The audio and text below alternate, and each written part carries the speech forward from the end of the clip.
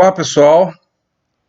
Eu espero que todos vocês estejam bem amparados, protegidos em relação à pandemia de coronavírus. Nós precisamos tomar alguns cuidados, seguir as orientações das autoridades sanitárias e, acima de tudo, que os irmãos tenham a certeza de que o nosso Deus é o nosso médico dos médicos, Ele é o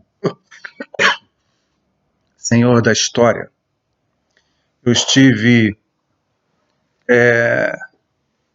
adoentado no início do mês, fui acometido de dengue, mas já estou me recuperando. De vez em quando eu vou tossir um pouquinho, a fala ainda não está normal, porque a recuperação da dengue é um pouquinho lenta. Hoje nós vamos compartilhar com os irmãos o estudo sobre a intercessão. E nós vamos ver na vida de Moisés alguns aspectos importantes. Eu estou tentando pegar um ângulo aqui bom para a tela do computador, mas não está dando certo. Nós vamos falar um pouco, conversar um pouco sobre a experiência de Moisés na intercessão. Eu queria, antes que nós prosseguíssemos, que você separasse um tempo para você agora orar a Deus, falar com Deus. Nós vamos orar juntos aqui. Eu gostaria que você, aí onde você está, você também nos acompanhasse nessa oração. Senhor, nosso Deus e Pai, nós te agradecemos porque as portas da igreja estão fechadas, mas a igreja está viva, está reunida, está pulsando. Muito obrigado. Onde estiver teu povo reunido, nós te pedimos agora a tua bênção sobre nós. O povo que se chama pelo teu nome. Em nome de Jesus te oramos. Amém. Bom, nós precisamos ver alguns aspectos da vida cristã que são abordados aqui na lição de hoje.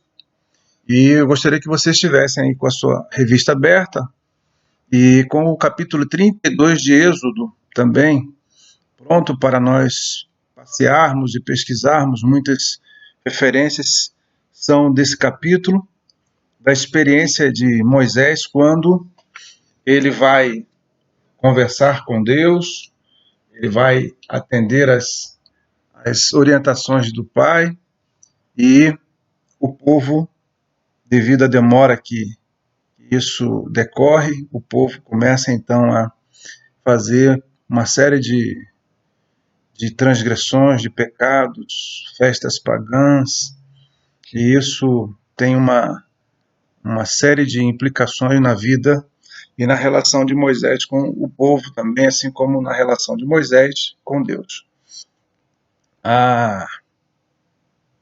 O texto, ele vai falar, todo o capítulo 32, sobre esse episódio. Mas antes eu queria destacar com vocês algumas coisas importantes sobre a intercessão.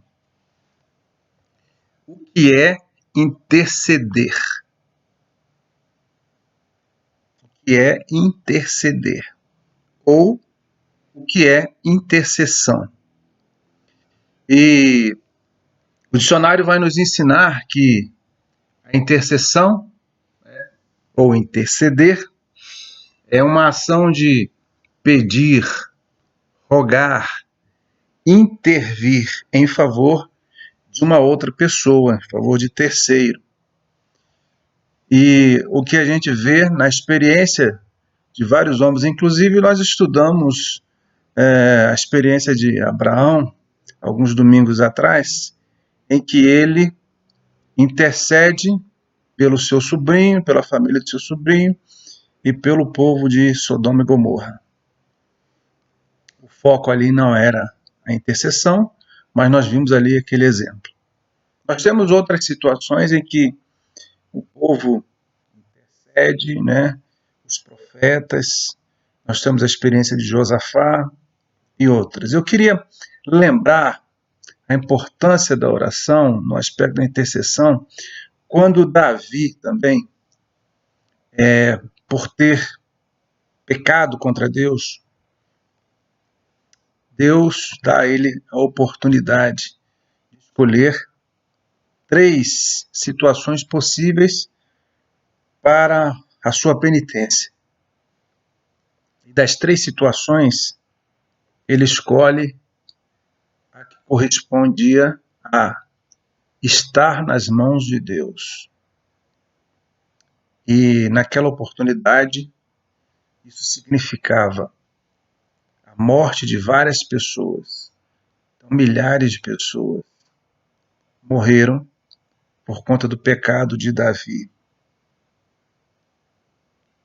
Davi era um homem de oração, era um homem segundo o coração de Deus, mas o seu pecado não passou em brancas nuvens. E nós precisamos ter em mente que o que acontece com a população hoje no mundo é por conta do nosso pecado. É por conta também da nossa transgressão. Nós não somos juiz. A Bíblia diz para nós não julgarmos, não temos essa capacidade. Deus é o justo juiz.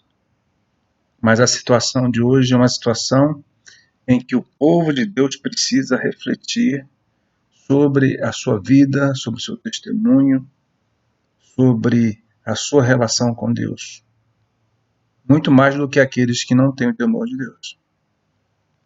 Eles precisam ser chamados também à realidade da sua vida espiritual. E é um bom momento para isso, para nós orarmos pelos nossos vizinhos, intercedendo por eles, pelos nossos familiares, pelos nossos amigos, dizer para eles claramente que nós estamos orando por esta situação, podendo também esclarecer o que a palavra de Deus diz em inúmeros lugares acerca dessa situação que podem ser aplicáveis à situação que nós estamos passando. Nós temos no início do nosso texto, lá em 1 Samuel 12, 23, o profeta nos diz assim: E quanto a mim, longe de mim que eu peque contra o Senhor, deixando de orar por vós. Antes vos ensinarei o caminho bom e direito. O profeta falando que para ele seria um grande erro, um grande pecado deixar de orar pelo povo. Assim como deve ser a nós também.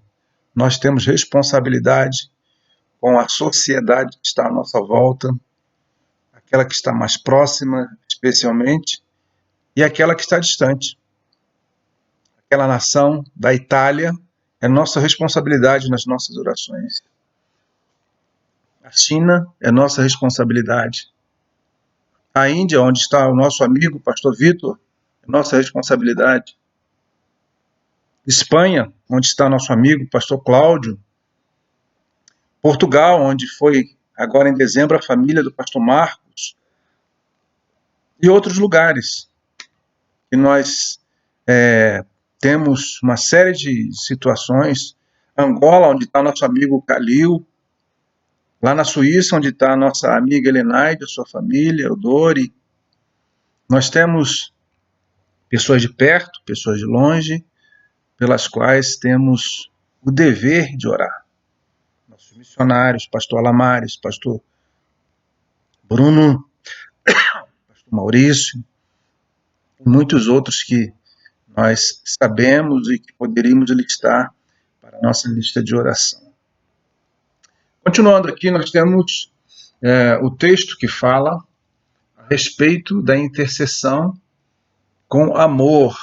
Uma das características principais na intercessão é o amor. Como eu vou orar por alguém que eu não tenho afeição, não tenho nenhum trato, nenhum sentimento, eu devo amar as pessoas como eu amo ao Senhor. E isso deve ser um motor na oração. Amar as pessoas, interceder por elas com amor, interceder por elas porque, mesmo que elas não sejam agradáveis, mesmo que elas não sejam simpáticas, o amor de Deus que é colocado no meu coração vai se manifestar na vida dessas pessoas também por intermédio das orações. A intercessão, ela lá em Mateus 9, 36 a 38, Jesus fala assim, olha, vendo as multidões, teve grande compaixão delas, porque andavam cansadas e desgarradas, como ovelhas que não têm pastor. Então disse aos seus discípulos, a seara realmente é grande, poucos são os ceifeiros. Rogai, pois, ao Senhor da seara, que mande ceifeiros para a seara. É o pedido do próprio Cristo. Também devemos interceder por amor ao povo de Deus. Devemos ter amor às pessoas que Deus confiou como amigos nossos, como nossos familiares, como nossos colegas de trabalho, como nossos vizinhos, que são pessoas que estão na nossa conta, na nossa cota de responsabilidade. Lá em Romanos 9, 2, diz assim, que tenho grande tristeza e contínua dor no meu coração. Paulo falando ao povo de Roma. Irmãos, o bom desejo do meu coração deixa eu diminuir aqui um pouquinho. O bom desejo do meu coração e oração a Deus por Israel é para a sua salvação. Romanos 10, 1. Então ele ora para um povo que não é da sua intimidade, um povo que não é da sua relação pessoal, mas é um povo confiado a ele pelo próprio Deus, para que ele, como missionário, como homem de Deus, pudesse cuidar daquela igreja, daqueles irmãos, daquela comunidade. Moisés, lá no capítulo 32, que é o capítulo que nós estamos estudando, de Êxodo, ele fala a partir do versículo 11. Diz assim o texto, Moisés suplicou ao Senhor seu Deus e disse, ó Senhor, por que se acende o teu furor contra o teu povo, que tiraste da terra do Egito com grande força e com forte mão?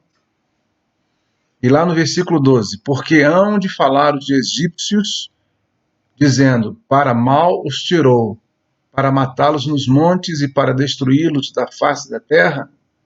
Torna-te do furor da tua ira e arrepende-te deste mal contra o teu povo. O amor a Deus, quando Moisés conversa com Deus, fala com Deus dessa forma, ele está dizendo ao Senhor, olha Senhor, esse povo passou por maus bocados, situações difíceis para chegar até aqui. E eles precisam da tua graça, eles precisam da tua misericórdia. Eles dependem do Senhor. Então nós vemos aqui a intenção de Moisés de falar ao Senhor aquilo que o Senhor já sabia e já conhecia. Mas na oração, nós precisamos falar coisas que Deus já sabe, Deus já conhece. Na oração não é apenas a gente ter a ideia de que algo desconhecido deva ser revelado, ter a ideia de que algum sentimento reprimido deva ser revelado. Não somente isso também é verdadeiro, mas falar as coisas que Deus já sabe, reconhecer as coisas que são verdadeiras diante dele. E quando nós oramos, quando nós conversamos com Deus, nós devemos ter em mente a certeza de que estamos falando, conversando com Deus onisciente, onipotente e onipresente. Ele é o único que tem esses atributos. E isso quer dizer que eu não vou falar surpresas para o Senhor. Mas ao falar com Deus, ao orar, ao me declarar a Ele, eu vou dizer a Ele as coisas que Ele mesmo me tem revelado. Eu vou confirmar a palavra dele colocada para mim, colocada à minha disposição, ao meu conhecimento, da minha relação dele com o povo com o qual estou me relacionando, para o qual estou intercedendo. Esse conhecimento não é simplesmente uma prova, não é um teste de conhecimento que eu vou dizer ao Senhor: olha, Senhor, eu sei o que o Senhor sabe. Olha, o Senhor já sabe que eu já sei. Não, não é isso.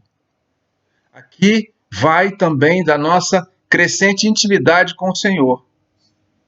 E o amor a Deus se manifesta também com estas palavras que nós dizemos ao Senhor, as coisas que Ele já sabe, que Ele conhece, e que nós vamos confessar a Ele, proclamar a Ele, insistir com Ele. Olha, Senhor, o Senhor me tirou lá da lama, o Senhor me tirou lá do pecado, eu estava lá perdido, fui achado, fui resgatado.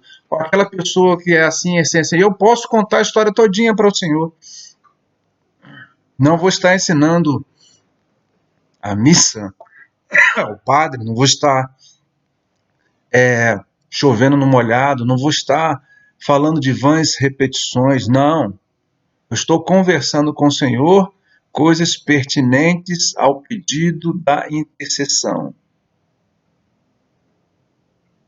A oração pode, em alguma medida, tocar o coração de Deus, como em vários momentos nós vemos Moisés com essa experiência.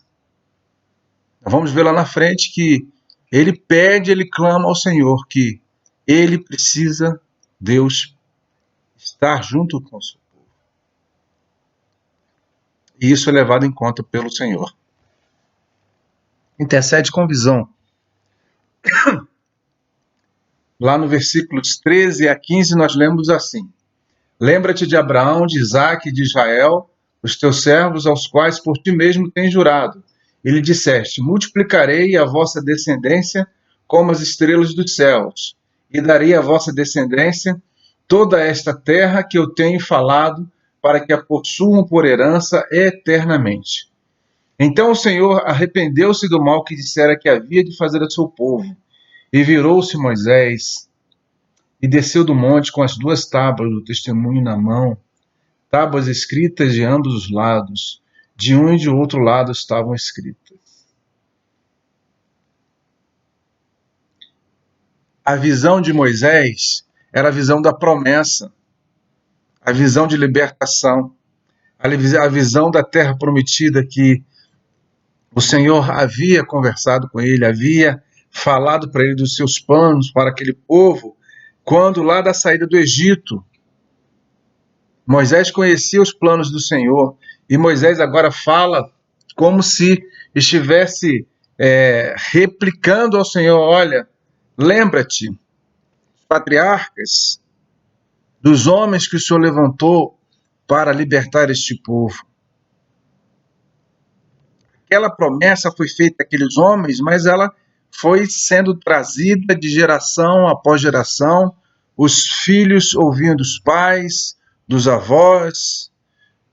As gerações eram contaminadas pelo sentimento de pertencimento ao Senhor, povo de Deus, povo escolhido, povo da promessa. Havia uma aliança, um acordo, e tudo isto era trazido à memória daquele povo de geração em geração. E Moisés fala isso para o Senhor. E ele tem, então, neste momento, a visão do futuro daquele povo. O que ia acontecer? O que poderia ser caso o Senhor voltasse atrás? Nós temos Moisés demonstrando a carência da presença da companhia do Senhor quando ele fala: olha, Senhor, nós precisamos que o Senhor esteja conosco, no nosso meio. A semelhança lá da saída do Egito, a nuvem e a coluna de fogo, e nós sentimos a sua presença, mas nós precisamos que isso continue. Precisamos que o Senhor esteja conosco. Moisés apressou-se, inclinou a cabeça à terra, adorou e disse: Senhor, se agora tem achado graça aos teus olhos, vá agora ao Senhor no meio de nós, porque este é o povo de dura cerviz. Porém, perdoa a nossa iniquidade e o nosso pecado, e toma-nos por tua herança. 34, 8 e 9. No capítulo 34 de Êxodo, nós temos essa passagem, esse clamor de Moisés ao Senhor. E no versículo 18 do capítulo 33, nós temos um pedido pessoal de Moisés. A visão de Moisés, ela se divide numa visão para o povo, em favor do povo, mas também uma visão pessoal, uma realização pessoal. E Moisés fala ao Senhor: Senhor, rogo-te que mostres a tua glória. Capítulo 33, versículo 18. Moisés, ele antes de ser o representante diante do povo, antes dele ser o líder, ao mesmo tempo em que ele era líder e que ele era liderado, ele era um homem que tinha intimidade com Deus. Não há como nós orarmos ao Senhor, intercedermos, se nós não tivermos intimidade. A conversa com Deus, né, é reta, direta, mas também é reverente. Ela tem também a cerimônia, ela tem também aquele momento em que nós meditamos, nós contemplamos toda a divindade do Senhor. Ela tem momentos em que nós vamos nos derramar diante do Senhor, e ela deve ter também momentos em que nós vamos devotar a glória do Senhor, declarar, proclamar. Moisés tem apresentado aqui essa necessidade. Olha, eu quero ver, eu quero conhecer a tua glória. E lá no capítulo seguintes, nós vamos ver até o capítulo 40, em que Deus prepara tudo isso para que Moisés não veja diretamente, porque seria impossível, mas que ele veja parte da glória dele, da glória de Deus. Deus atende a um intercessor, Moisés. Quando Moisés desce com as tábuas escritas, e lá ele encontra seu irmão Arão liderando uma festa ao bezerro, ao ídolo, e já tendo sido advertido pelo Senhor o que estava acontecendo, Moisés fica furioso, fica muito descontrolado, porque era um povo muito ingrato diante do Senhor. E ele já havia intercedido por esse povo. Na sua intercessão, ele havia pedido que Deus perdoasse o povo. Deus perdoa o povo. Ele havia pedido que Deus não saísse do meio deles. Deus atendeu. E também Deus atendeu ao pedido pessoal de Moisés de mostrar a ele a sua glória. Mas quando Moisés desce, ele encontra um povo que contraria tudo aquilo que ele estava conversando com Deus. E Deus sabia. Deus poderia simplesmente dizer: olha, Moisés, vamos parar aqui essa conversa, porque tudo isso que você está fazendo, aquele povo lá não merece. E às vezes nós pensamos assim: vamos orar por uma pessoa totalmente ingrata, uma pessoa totalmente longe da intimidade do Senhor, uma pessoa rebelde, uma pessoa que pode até apresentar uma certa inimizade com o Senhor. E nós podemos, na nossa humanidade, pensar assim: olha, não merece nem oração. Mas Moisés estava lá intercedendo por esse povo pecador, do qual eu e você fazemos parte. Nós não somos diferentes daquele povo. Porque quando Deus estava conversando com Moisés e se delongava muito aquela conversa, a impressão que se tinha é que eles não iam ser mais atendidos pelo Senhor, e aquele momento de Moisés poderia indicar até que Moisés já estivesse morto, e que eles não teriam mais um intercessor, um mediador, um líder, e eles procuravam ali os seus próprios meios para resolver as suas necessidades. Ainda assim, Moisés continua pedindo por esse povo. Ao encerrar essa classe de hoje, eu gostaria que você estivesse levando e trazendo na sua agenda de oração 3 situações. A primeira situação, a situação dos enfermos da igreja. Nós temos a irmã Rose, irmão Armando, necessitando de orações. Nós temos a irmã Ana Maria, a irmã Anita, a irmã Rosália. Então, gostaria que você, nesse primeiro eixo, lembrasse dessas e de outras pessoas da igreja que estão com situação de enfermidade. Também queria que você estivesse lembrando das igrejas espalhadas pelo mundo todo que estão, como a nossa, fechadas.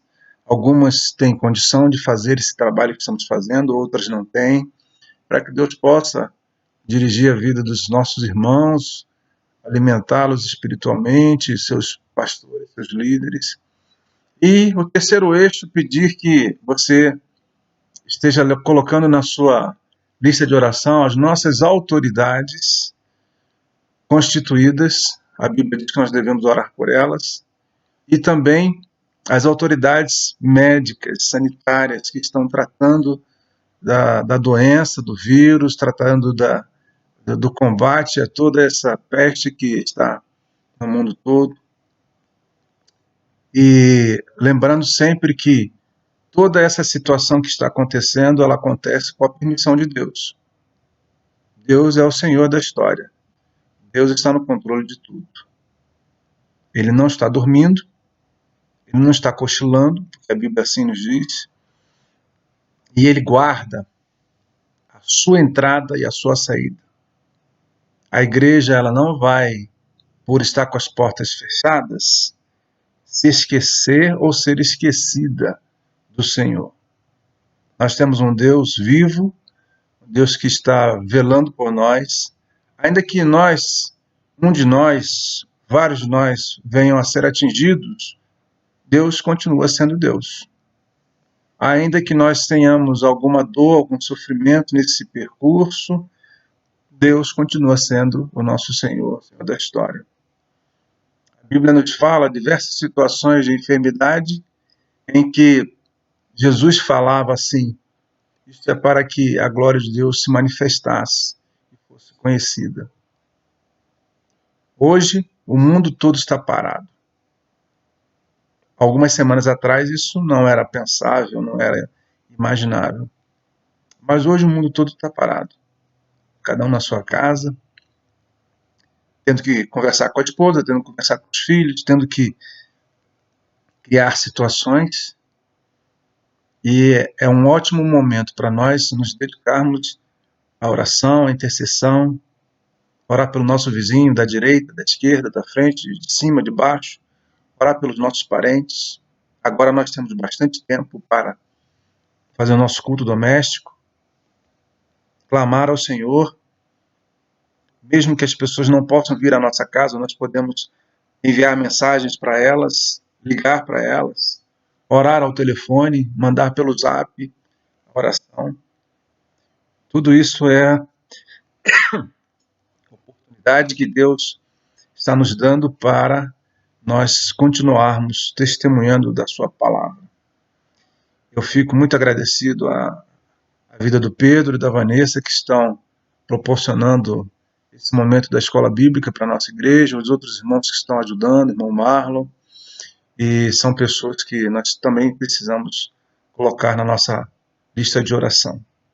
Que Deus abençoe os irmãos, que esteja um domingo proveitoso na família e também na leitura da Bíblia, no seu momento de oração. Quero orar com vocês. Senhor Deus e Pai, muito obrigado por este momento em que a nossa igreja está reunida.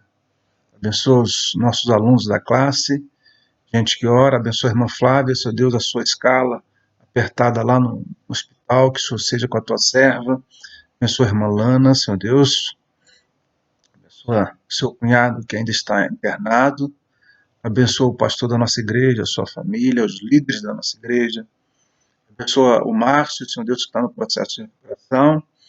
Abençoa, Senhor Deus, muitos que estão carecendo nessa hora da tua paz, do teu consolo, do seu conforto, da tua misericórdia. É a oração que fazemos em nome de Jesus. Amém.